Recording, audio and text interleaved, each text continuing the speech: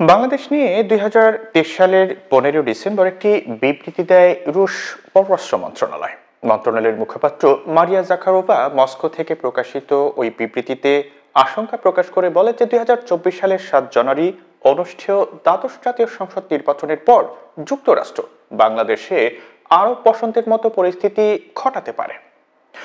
Zakharova তার বিবৃতিতে শেখ হাসিনা সরকারকে পশ্চিমাদের কাছে অনাকাঙ্ক্ষিত বলে উল্লেখ করেন। এ সময় জাখারোভা বলেন যে ১২ এবং ১৩ ডিসেম্বর বাংলাদেশে বেশ কয়েকটি জেলায় সরকার বিরোধীরা সড়কে যান চলাচল বন্ধ করে দেয়, বাসে আগুন দেয় এবং পুলিশের সঙ্গে সংঘর্ষে লিপ্ত হয়। আমরা এই ঘটনাগুলোর সঙ্গে ঢাকায় অবস্থিত পশ্চিমা কূটনৈতিক মিশনগুলোর উস্কানিমূলক কার্যকলাপের সরাসরি যোগসূত্র দেখতে পাচ্ছি, বিশেষ করে মার্কিন রাষ্ট্রদূত পিটার হাসের। হাসিনা সরকারকে চাপে ফেলতে যুক্তরাষ্ট্র নিষেধাজ্ঞার মতো হাতিয়ারের শরণাপন্ন হতে পারে উল্লেখ করে এই বিবৃতিতে মারিয়া জাখারোভা বলেন যে যদি মার্কিন যুক্তরাষ্ট্র জনগণের ভোটের ফলাফলে সন্তুষ্ট না হয় তাহলে আরব বসন্তের মতো বাংলাদেশের পরিস্থিতি আরও অস্থিতিশীল করার প্রচেষ্টার সম্ভাবনা রয়েছে। এসব তথ্য উল্লেখ করে একটি প্রতিবেদন প্রকাশ করেছে জাতীয় দৈনিক বণিক বার্তা। প্রতিবেদনে বলা হয় যে এই সময় বাংলাদেশের পরিস্থিতি নিয়ে একাধিক বিবৃতি রেখেছে রাশিয়ার পররাষ্ট্র মন্ত্রণালয়। তাদের এসব বিবৃতিতে বাংলাদেশে মার্কিন তৎপরতাকে, বিশেষ করে রাষ্ট্রদূত পিটার হাসের কর্মকাণ্ডকে অন্য একটি দেশের অভ্যন্তরীণ বিষয়ে স্থূল হস্তক্ষেপ বলে আখ্যা দেওয়া হয়। তবে তৎকালীন প্রধানমন্ত্রী শেখ হাসিনা রাশিয়ার এই বার্তাকে গুরুত্ব দেননি, এমনকি নিজ স্বার্থে বাংলাদেশকে সবসময় পর্যবেক্ষণে রাখা প্রতিবেশী ভারতও ওই বার্তাকে সতর্কতার সঙ্গে গ্রহণ করেনি বলে মনে করেছেন কূটনৈতিক বিশ্লেষকেরা। মারিয়া জাখারোভার ওই বিবৃতির ঠিক কয়েক মাস পর গত ৫ আগস্ট এক গণঅভ্যুত্থানে পতন ঘটে শেখ হাসিনা সরকারের। বৈষম্য বিরোধী ছাত্র আন্দোলনের কোটা সংস্কারের দাবিকে নিষ্ঠুর বল প্রয়োগের মাধ্যমে দমনের নীতি আওয়ামী লীগ সরকারের জন্য পতন ডেকে আনে।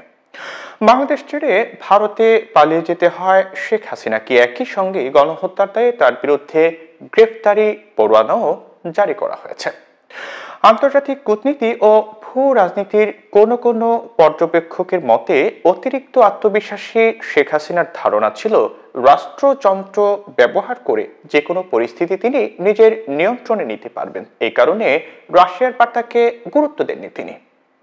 ৭৫-এর ১৫ আগস্টের আগে শেখ হাসিনার পিতা শেখ মুজিবকেও এমন সতর্ক বার্তা দেওয়া হয়েছিল, কিন্তু তার মধ্যেও অতিরিক্ত আত্মবিশ্বাস কাজ করেছিল। ঢাকা বিশ্ববিদ্যালয়ের রাষ্ট্রবিজ্ঞান বিভাগের অধ্যাপক ডক্টর ফরিদউদ্দিন আহমেদের মতে সে সময় রাশিয়ার কথায় গুরুত্ব দেয়নি বলেই তৎকালীন সরকার বৈষম্য বিরোধী আন্দোলনের দাবি দেওয়া নিয়ে আলোচনায় বসেনি বা সেগুলো বিবেচনায় নেয়নি। তবে সাবেক রাষ্ট্রদূত এম হুমায়ুন কবির গোটা বিষয়টিকে দেখছেন অভ্যন্তরীণ কারণ প্রসূত হিসেবে।